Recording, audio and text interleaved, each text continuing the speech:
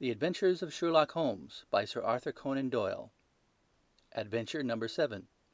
The Adventure of the Blue Carbuncle. I had called upon my friend, Sherlock Holmes, upon the second morning after Christmas, with the intention of wishing him the compliments of the season. He was lounging upon the sofa in a purple dressing-gown, a pipe-rack within his reach upon the right, and a pile of crumpled morning papers, evidently newly studied, near at hand.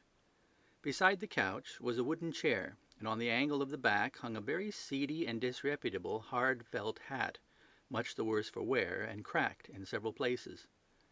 A lens and a forceps lying upon the seat of the chair suggested that the hat had been suspended in this manner for the purpose of examination. "You are engaged," said I. "Perhaps I interrupt you." "Not at all. I'm glad to have a friend with whom I can discuss my results. The matter is a perfectly trivial one." He jerked his thumb in the direction of the old hat. "But there are points in connection with it which are not entirely devoid of interest and even of instruction." I seated myself in his armchair and warmed my hands before his crackling fire, for a sharp frost had set in and the windows were thick with the ice crystals. "I suppose," I remarked, "that, homely as it looks, this thing has some deadly story linked on to it, that it is the clue which will guide you in the solution of some mystery and the punishment of some crime."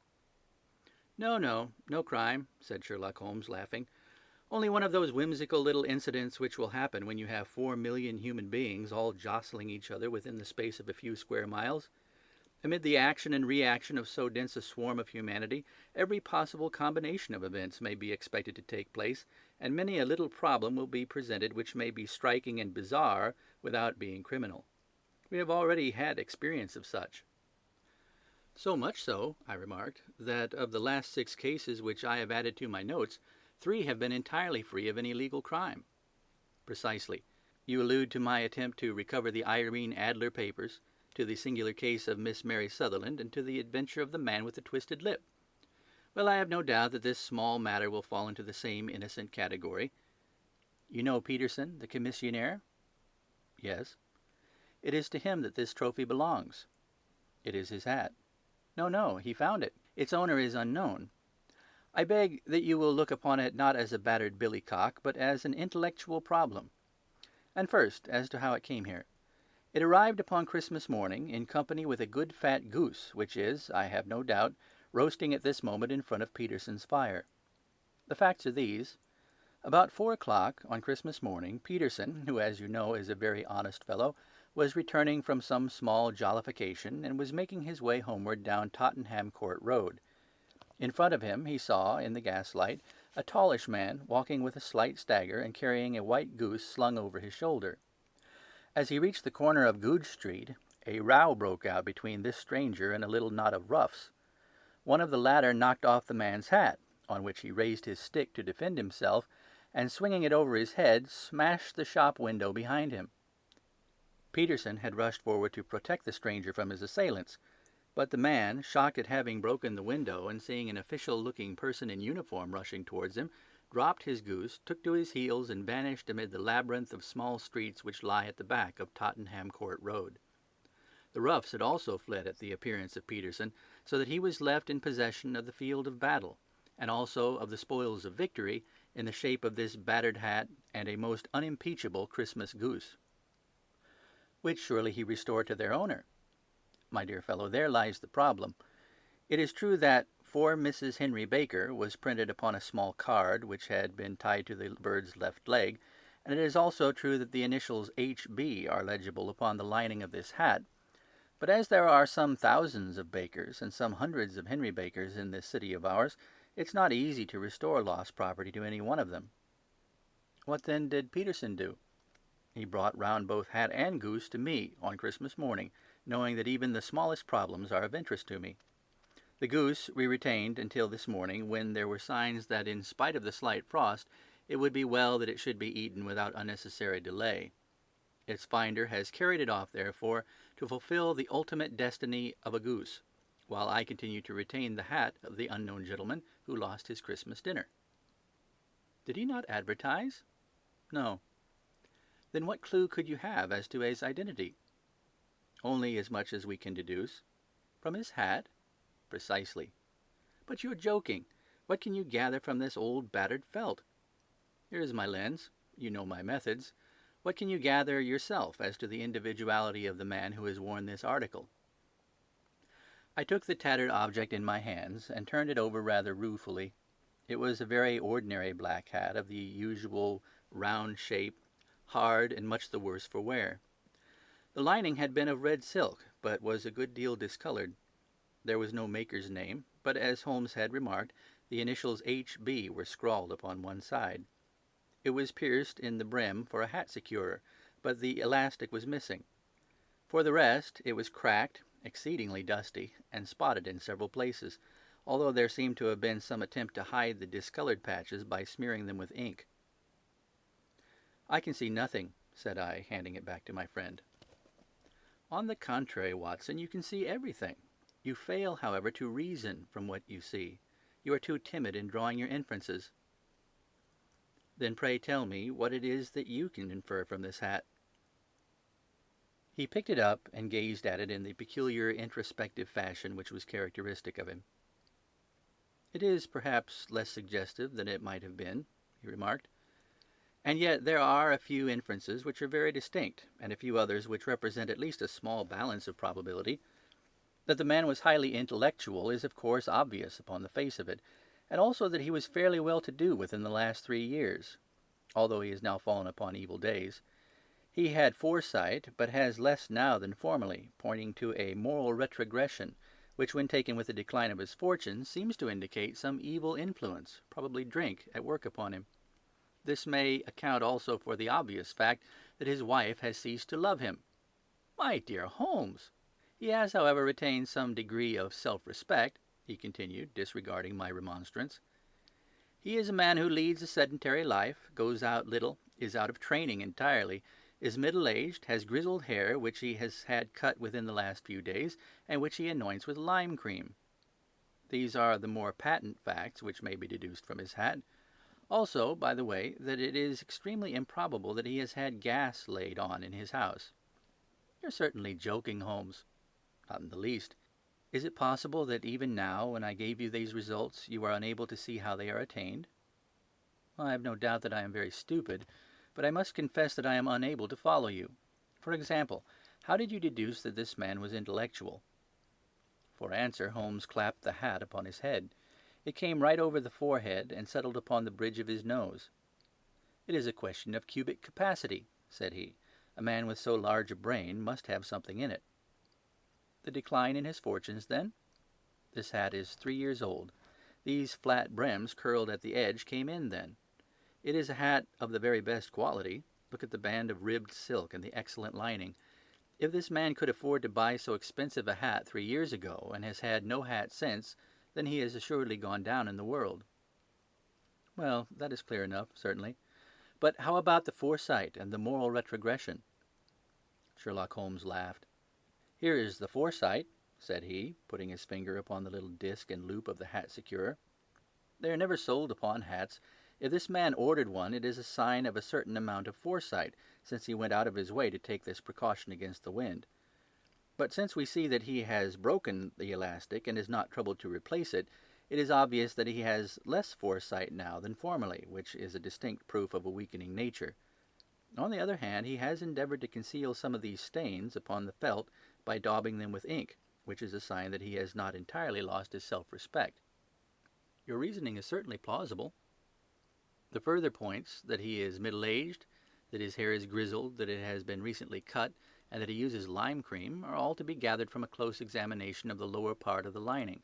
The lens discloses a large number of hair ends, clean cut by the scissors of the barber.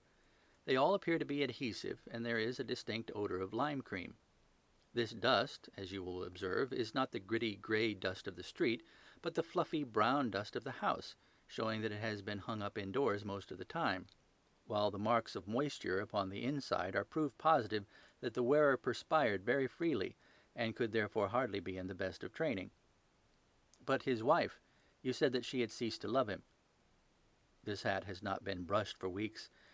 When I see you, my dear Watson, with a week's accumulation of dust upon your hat, and when your wife allows you to go out in such a state, I shall fear that you also have been unfortunate enough to lose your wife's affection." But he might be a bachelor. Nay, he was bringing home the goose as a peace offering to his wife. Remember the card upon the bird's leg? You have an answer for everything. But how on earth do you deduce that the gas is not laid on in his house? One tallow stain, or even two, might come by chance, but when I see no less than 5, I think that there can be little doubt that the individual must be brought into frequent contact with burning tallow, walks upstairs at night probably, with his hat in one hand and a guttering candle in the other. Anyhow, he never got tallow stains from a gas jet. Are you satisfied? Well, it is very ingenious, said I, laughing. But since, as you said just now, there has been no crime committed and no harm done save the loss of a goose, all this seems to be rather a waste of energy. Sherlock Holmes had opened his mouth to reply when the door flew open, and Peterson, the commissionaire, rushed into the apartment with flushed cheeks and the face of a man who is dazed with astonishment. "The goose, Mr. Holmes! The goose, sir!" he gasped. "Eh? What of it, then? Has it returned to life and flapped off through the kitchen window?" Holmes twisted himself round upon the sofa to get a fairer view of the man's excited face. "See here, sir! See what my wife found in its crop!" He held out his hand and displayed upon the center of the palm a brilliantly scintillating blue stone, rather smaller than a bean in size, but of such purity and radiance that it twinkled like an electric point in the dark hollow of his hand. Sherlock Holmes sat up with a whistle. "By Jove, Peterson," said he, "this is a treasure trove indeed. I suppose you know what you've got." "A diamond, sir! A precious stone! It cuts into glass as though it were putty." "It's more than a precious stone. It's the precious stone." "Not the Countess of Morcar's Blue Carbuncle!" I ejaculated. "Precisely so. I ought to know its size and shape, seeing that I have read the advertisement about it in the Times every day lately. It is absolutely unique, and its value can only be conjectured, but the reward offered of £1,000 is certainly not within a 20th part of the market price." £1,000! Great Lord a mercy! The commissionaire plumped down into a chair and stared from one to the other of us. "That is the reward, and I have reason to know that there are sentimental considerations in the background which could induce the Countess to part with half her fortune if she could just recover the gem." "It was lost, if I remember aright, at the Hotel Cosmopolitan," I remarked. "Precisely so, on the 22nd of December, just 5 days ago. John Horner, a plumber, was accused of having abstracted it from the lady's jewel case. The evidence against him was so strong that the case has been referred to the assizes. I have some account of the matter here, I believe." He rummaged amid his newspapers, glancing over the dates, until at last he smoothed one out, doubled it over, and read the following paragraph. "Hotel Cosmopolitan Jewel Robbery. John Horner, 26, plumber, was brought up upon the charge of having, upon the 22nd instant, abstracted from the jewel case of the Countess of Morcar the valuable gem known as the Blue Carbuncle. James Ryder, upper attendant at the hotel, gave his evidence to the effect that he had shown Horner up to the dressing-room of the Countess of Morcar upon the day of the robbery, in order that he might solder the second bar of the grate, which was loose. He had remained with Horner some little time, but had finally been called away. On returning, he found that Horner had disappeared, that the bureau had been forced open, and that the small morocco casket, in which, as it afterwards transpired, the Countess was accustomed to keep her jewel, was lying empty upon the dressing-table. Ryder instantly gave the alarm, and Horner was arrested the same evening. But the stone could not be found, either upon his person or in his rooms. Catherine Cusack, maid of the Countess, deposed to having heard Ryder's cry of dismay on discovering the robbery, and to having rushed into the room where she found matters as described by the last witness.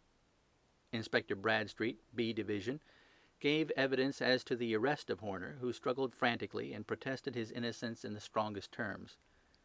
Evidence of a previous conviction for robbery having been given against the prisoner, the magistrate refused to deal summarily with the offence, but referred it to the assizes.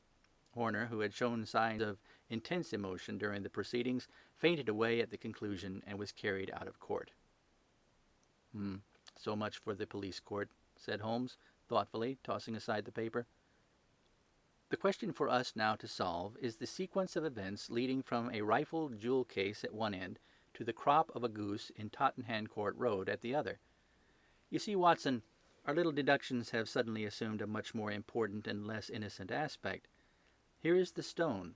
The stone came from the goose, and the goose came from Mr. Henry Baker, the gentleman with the bad hat and all the other characteristics with which I have bored you. So now we must set ourselves very seriously to finding this gentleman and ascertaining what part he has played in this little mystery. To do this, we must try the simplest means first, and these lie undoubtedly in an advertisement in all the evening papers. If this fail, I have recourse to other methods. What will you say? Give me a pencil and that slip of paper. Now then, found at the corner of Goodge Street, a goose and a black felt hat. Mr. Henry Baker can have the same by applying at 6:30 this evening at 221B Baker Street. That's clear and concise. Very, but will he see it? Well, he is sure to keep an eye on the papers, since to a poor man the loss was a heavy one. He was clearly so scared by his mischance in breaking the window and by the approach of Peterson that he thought of nothing but flight. But since then he must have bitterly regretted the impulse which caused him to drop his bird. And then again, the introduction of his name will cause him to see it, for every one who knows him will direct his attention to it. Here you are, Peterson. Run down to the advertising agency and have this put in the evening papers. In which, sir? Oh, in the Globe, Star, Pall Mall, St. James, Evening News, Standard, Echo, and any others that occur to you. Very well, sir. And this stone? Ah, yes, I shall keep the stone. Thank you. And I say, Peterson, just buy a goose on your way back and leave it here with me, for we must have one to give to this gentleman in place of the one which your family is now devouring. When the commissionaire had gone, Holmes took up the stone and held it against the light. It's a bonny thing, said he. Just see how it glints and sparkles. Of course, it is a nucleus and focus of crime. Every good stone is. They are the devil's pet baits. In the larger and older jewels, every facet may stand for a bloody deed. This stone is not yet 20 years old. It was found in the banks of the Amoy River in southern China, and is remarkable in having every characteristic of the carbuncle, save that it is blue in shade instead of ruby red. In spite of its youth, it has already a sinister history. There have been 2 murders, a vitriol throwing, a suicide, and several robberies brought about for the sake of this 40-grain weight of crystallized charcoal. Who would ever think that so pretty a toy could be a purveyor of the gallows and the prison? I'll lock it up in my strong-box now, and drop a line to the Countess to say that we have it. Do you think that this man Horner is innocent? I cannot tell. Well, then, do you imagine that this other one, Henry Baker, had anything to do with the matter?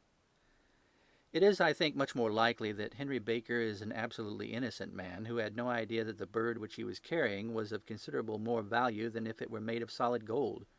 That, however, I shall determine by a very simple test, if we have an answer to our advertisement. And you can do nothing till then? Nothing. In that case, I shall continue my professional round. But I shall come back in the evening at the hour you have mentioned, for I would like to see the solution of so tangled a business. Very glad to have you. I dine at 7. There is a woodcock, I believe. By the way, in view of recent occurrences, perhaps I ought to ask Mrs. Hudson to examine its crop. I had been delayed at a case, and it was a little after 6:30 when I found myself in Baker Street once more. As I approached the house, I saw a tall man in a Scotch bonnet with a coat, which was buttoned up to his chin, waiting outside in the bright semicircle which was thrown from the fanlight. Just as I arrived, the door was opened, and we were shown up together to Holmes's room. "Mr. Henry Baker, I believe?" said he, rising from his armchair and greeting his visitor with the easy air of geniality which he could so readily assume. "Pray take this chair by the fire, Mr. Baker. It's a cold night, and I observe that your circulation is more adapted for summer than for winter. Ah, Watson, you have just come at the right time. Is that your hat, Mr. Baker?" "Yes, sir, that is undoubtedly my hat." He was a large man, with rounded shoulders, a massive head, and a broad, intelligent face, sloping down to a pointed beard of grizzled brown. A touch of red in nose and cheeks, with a slight tremor in his extended hand, recalled Holmes's surmise as to his habits. His rusty brown frock coat was buttoned right up in front, with the collar turned up, and his lank wrists protruded from his sleeves without a sign of cuff or shirt. He spoke in a slow staccato fashion, choosing his words with care, and gave the impression generally of a man of learning and letters who had had ill usage at the hands of fortune. "We have retained these things for some days," said Holmes, "because we expected to see an advertisement from you giving your address. I am at a loss to know now why you did not advertise." Our visitor gave a rather shamefaced laugh. "Shillings have not been so plentiful with me as they once were," he remarked. "I had no doubt that the gang of roughs who assaulted me had carried off both my hat and the bird.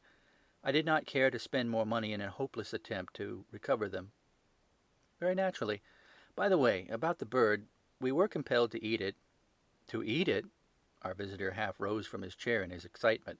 "Yes, it would have been no use to anyone had we not done so. But I presume that this other goose upon the sideboard, which is about the same weight and perfectly fresh, will answer your purpose equally well?" "Oh, certainly, certainly," answered Mr. Baker with a sigh of relief. "Of course, we still have the feathers, legs, crop, and so on of your own bird, so if you wish—" The man burst into a hearty laugh. "They might be useful to me as relics of my adventure," said he, "but beyond that I can hardly see what use the dejecta membra of my late acquaintance are going to be to me. No, sir, I think that, with your permission, I will confine my attentions to the excellent bird which I perceive upon the sideboard." Sherlock Holmes glanced sharply across at me, with a slight shrug of his shoulders. "There is your hat, then, and there your bird," said he. "By the way, would it bore you to tell me where you got the other one from? I am somewhat of a fowl fancier, and I have seldom seen a better grown goose." "Certainly, sir," said Baker, who had risen and tucked his newly gained property under his arm. "There are a few of us who frequent the Alpha Inn near the museum. We are to be found in the museum itself during the day, you understand. This year our good host, Windigate by name, instituted a goose club, by which, on consideration of some few pence every week, we were each to receive a bird at Christmas. My pence were duly paid, and the rest is familiar to you. I am much indebted to you, sir, for a Scotch bonnet is fitted neither to my years nor my gravity." With a comical pomposity of manner, he bowed solemnly to both of us, and strode off upon his way. "So much for Mr. Henry Baker," said Holmes, when he had closed the door behind him. "It is quite certain that he knows nothing whatever about the matter. Are you hungry, Watson?" "Not particularly." "Then I suggest that we turn our dinner into a supper, and follow up this clue while it is still hot." "Yes, by all means." It was a bitter night, so we drew on our ulsters and wrapped cravats around our throats. Outside, the stars were shining coldly in a cloudless sky, and the breath of the passers-by blew out into smoke like so many pistol shots.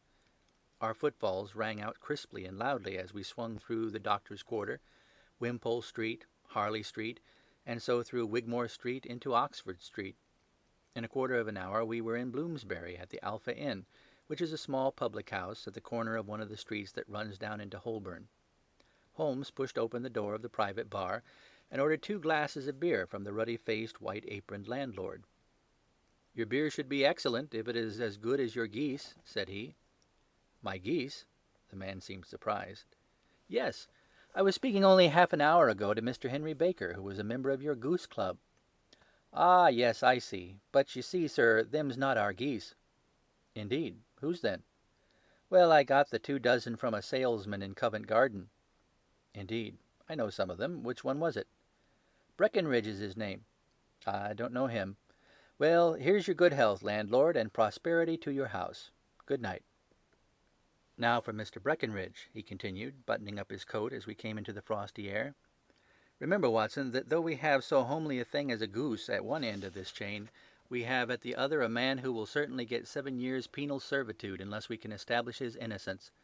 It is possible that our inquiry may but confirm his guilt, but in any case we have a line of investigation which has been missed by the police, and which a singular chance has placed into our hands. Let us follow it out to the bitter end. Faces to the south, then, and quick march." We passed across Holborn, down Endell Street, and so through a zigzag of slums to Covent Garden Market. One of the largest stalls bore the name of Breckenridge upon it, and the proprietor, a horsey-looking man with a sharp face and trim side-whiskers, was helping a boy to put up the shutters. "Good evening. It's a cold night," said Holmes. The salesman nodded and shot a questioning glance at my companion. "Sold out of geese, I see," continued Holmes, pointing at the bare slabs of marble. "Let you have 500 tomorrow morning." "That's no good." "Well, there are some on the stall with the gas flare." "Ah, but I was recommended to you." "Who by?" "The landlord of the Alpha." "Oh, yes, I sent him a couple of dozen." "Fine birds they were, too. Now, where did you get them from?" To my surprise, the question provoked a burst of anger from the salesman. "Now then, mister," said he, with his head cocked and his arms akimbo, "what are you driving at? Let's have it straight now." "It's straight enough. I should like to know who sold you the geese which you supplied to the Alpha." "Well, then, I shan't tell you. So now." "Oh, it's a matter of no importance. But I don't know why you should be so warm over such a trifle." "Warm? You'd be as warm, maybe, if you were pestered as I am. When I pay good money for a good article, there should be an end to the business. But it's where are the geese, and who did you sell the geese to, and what will you take for the geese? One would think they are the only geese in the world to hear the fuss that's made over them." "Well, I have no connection with any other people who have been making inquiries," said Holmes carelessly. "If you won't tell us, the bet's off, that's all. But I'm always ready to back my opinion on a matter of fowls, and I have a fiver on it that the bird I ate is country bred." "Well, then, you've lost your fiver, for it's town bred," snapped the salesman. "It's nothing of the kind." "I say it is." "I don't believe it." "Do you think you know more about fowls than I, who have handled them ever since I was a nipper? I tell you all those birds that went to the Alpha were town bred." "You'll never persuade me to believe that." "Will you bet, then?" "It's merely taking your money, for I know that I am right. But I'll have a sovereign on with you, just to teach you not to be obstinate." The salesman chuckled grimly. "Bring me the books, Bill," said he. The small boy brought round a small thin volume and a great greasy-backed one, laying them out together beneath the hanging light. "Now then, Mr. Cocksure," said the salesman, "I thought that I was out of geese, but before I finish you'll find that there's still one left in my shop. You see this little book? Well, that's the list of the folk from whom I buy. Do you see? Well, then, here on this page are the country folk, and the numbers after the names are where their accounts are in the big ledger. Now then, you see this other page in red ink?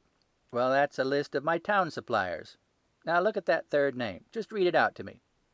"Mrs. Oakshott, 117 Brixton Road, 249, read Holmes. "Quite so. Now, turn that up in the ledger." Holmes turned to the page indicated. "There you are, Mrs. Oakshott, 117 Brixton Road, egg and poultry supplier. Now then, what's the last entry?" "December 22nd, 24 geese at 7 shillings 6 pence. "Quite so. There you are.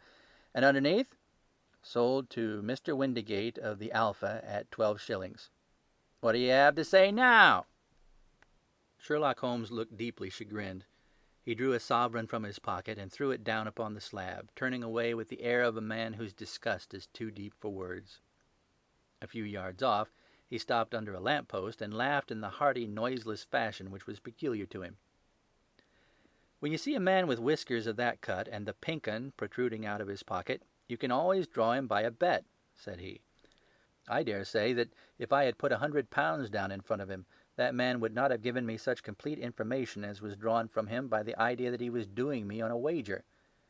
Well, Watson, we are, I fancy, nearing the end of our quest, and the only point which remains to be determined is whether we should go on to this Mrs. Oakshott tonight, or whether we should reserve it for tomorrow. It is clear from what that surly fellow said that there are others besides ourselves who are anxious about this matter, and I should—" His remarks were suddenly cut short by a loud hubbub which broke out from the stall which we had just left. Turning round, we saw a little rat-faced fellow standing in the center of the circle of yellow light which was thrown by the swinging lamp, while Breckenridge, the salesman, framed in the door of his stall, was shaking his fists fiercely at the cringing figure. "I've had enough of you and your geese," he shouted. "I wish you were all at the devil together. If you come pestering me any more with your silly talk, I'll set the dog at you. You bring Mrs. Oakshott here, and I'll answer to her, but what do you have to do with it? Did I buy the geese off you?" "No, but one of them was mine all the same," whined the little man. "Well, then ask Mrs. Oakshott for it." "She told me to ask you." "Well, you can ask the King of Prussia for all I care. I've had enough of it. Get out of this." He rushed fiercely forward, and the inquirer flitted away into the darkness. "Ha! This may save us a visit to Brixton Road," whispered Holmes. "Come with me, and we will see what is to be made of this fellow." Striding through the scattered knots of people who lounged round the flaring stalls, my companion speedily overtook the little man and touched him upon the shoulder. He sprang round, and I could see in the gaslight that every vestige of color had been driven from his face. "Who are you, then? What do you want?" he asked in a quavering voice. "You will excuse me," said Sherlock Holmes blandly, "but I could not help overhearing the questions which you put to the salesman just now. I think that I could be of assistance to you." "You? Who are you? How could you know anything of the matter?" "My name is Sherlock Holmes. It is my business to know what other people don't know." "But you can know nothing of this." "Excuse me, I know everything of it.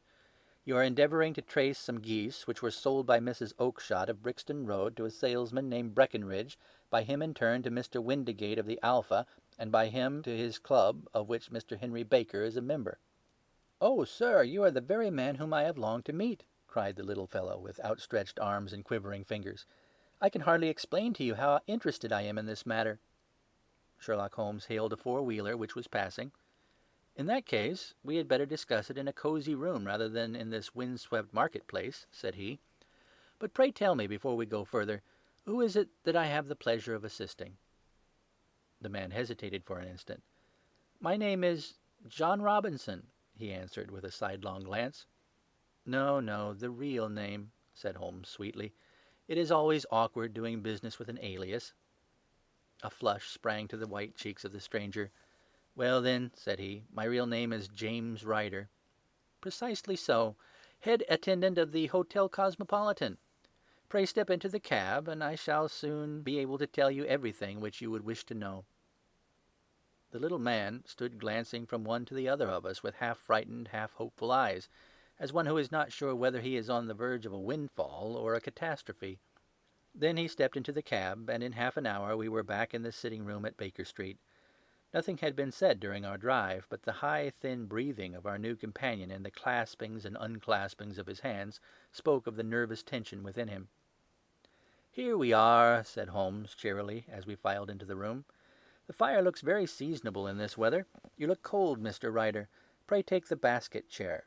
I will just put on my slippers before we settle this little matter of yours. Now then, you want to know what became of those geese?" "Yes, sir." "Or rather, I fancy, of that goose.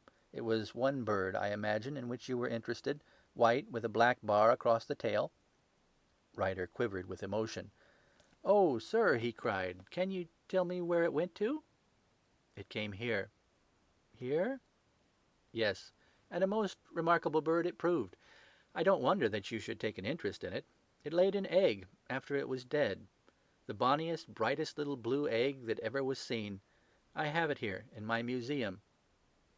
Our visitor staggered to his feet and clutched the mantelpiece with his right hand.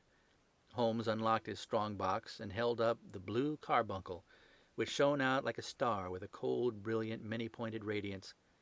Ryder stood glaring with a drawn face, uncertain whether to claim or to disown it. "The game's up, Ryder," said Holmes quietly. "Hold up, man, or you'll be into the fire. Give him an arm back into his chair, Watson. He's not got blood enough to go in for felony with impunity. Give him a dash of brandy. So. Now he looks a little more human. What a shrimp it is, to be sure." For a moment he had staggered and nearly fallen, but the brandy brought a tinge of color into his cheeks, and he sat staring with frightened eyes at his accuser. "I have almost every link in my hands, and all the proofs which I could possibly need, so there is little which you need tell me. Still, that little may as well be cleared up to make your case complete. You had heard, Ryder, of this blue stone of the Countess of Morcar's?" "It was Catherine Cusack who told me of it," said he in a crackling voice. "I see, her ladyship's waiting-maid. Well, the temptation of sudden wealth so easily acquired was too much for you, as it has been for better men before you. But you were not very scrupulous in the means you used. It seems to me, Ryder, that there is the making of a very pretty villain in you. You knew that this man Horner, the plumber, had been concerned in some such matter before, and that suspicion would rest more readily upon him. What did you do then? You made some small job in my lady's room, you and your confederate Cusack, and you managed that he should be the man sent for. And then, when he had left, you rifled the jewel case, raised the alarm, and had this unfortunate man arrested. You then—" Ryder threw himself down suddenly upon the rug and clutched at my companion's knees. "For God's sake, have mercy!" he shrieked. "Think of my father, of my mother. It would break their hearts. I never went wrong before. I never will again. I swear it. I swear it on a Bible. Oh, don't bring it into court. For Christ's sake, don't." "Get back into your chair," said Holmes sternly. It is very well to cringe and crawl now, but you thought little enough of this poor Horner in the dock for a crime of which he knew nothing. I will fly, Mr. Holmes. I will leave the country, sir. Then the charge against him will break down. We will talk about that. And now let us hear a true account of the next act. How came the stone into the goose, and how came the goose into the open market? Tell us the truth, for there lies your only hope and safety.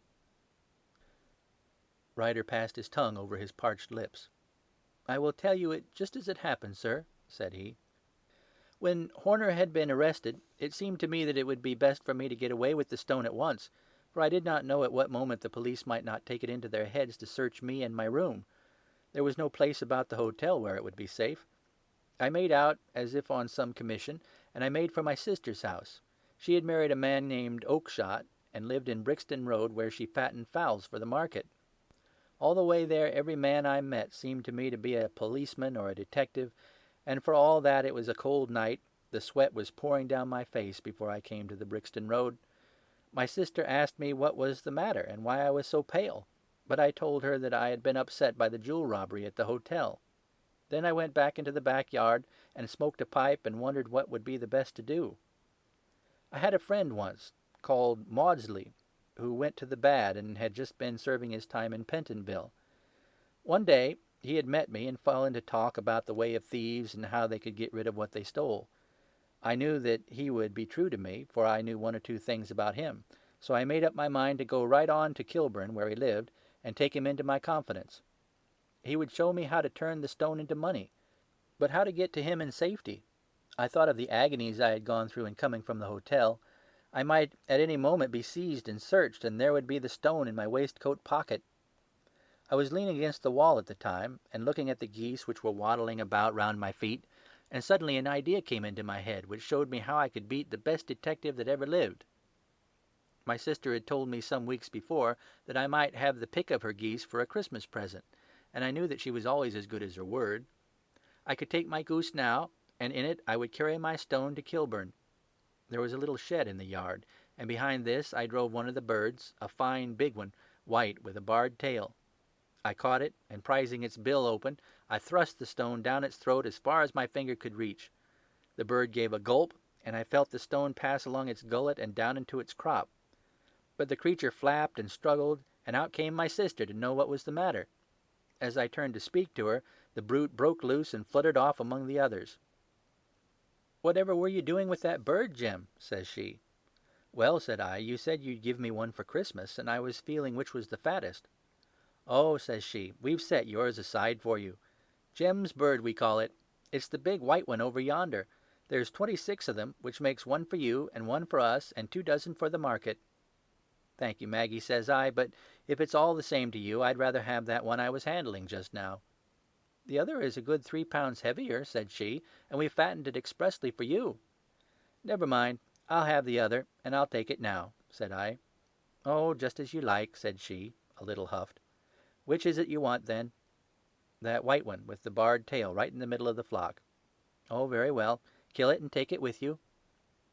Well, I did what she had said, Mr. Holmes, and I carried the bird all the way to Kilburn.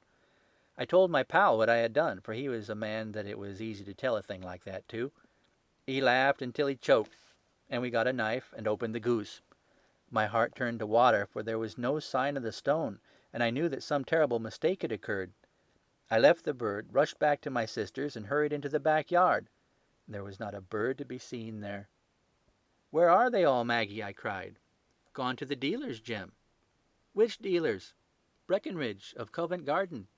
"But was there another with a barred tail?" I asked, "the same as the one I chose?" "Yes, Jim, there were 2 barred-tailed ones, and I could never tell them apart." Well, then, of course, I saw it all, and I ran off as hard as my feet would carry me to this man Breckenridge. But he had sold the lot at once, and not one word would he tell me as to where they had gone. You heard him yourselves tonight. Well, he has always answered me like that. My sister thinks that I'm going mad. Sometimes I think that I am myself. And now I am myself a branded thief, without ever having touched the wealth for which I sold my character. God help me! God help me!" He burst into convulsive sobbing, with his face buried in his hands. There was a long silence, broken only by his heavy breathing and by the measured tapping of Sherlock Holmes's fingertips upon the edge of the table. Then my friend rose and threw open the door. "Get out," said he. "What, sir?" "Oh, heaven bless you! No more words. Get out." And no more words were needed.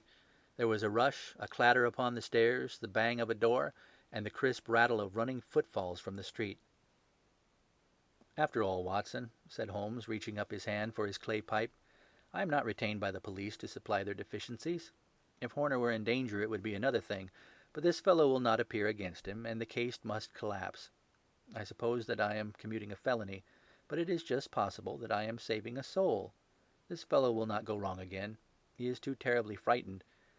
Send him to gaol now, and you make him a gaol bird for life. Besides, it's the season of forgiveness. Chance has put in our way a most singular and whimsical problem, and its solution is its own reward. If you will have the goodness to touch the bell, Doctor, we will begin another investigation, in which also a bird will be the chief feature." End of The Adventure of the Blue Carbuncle.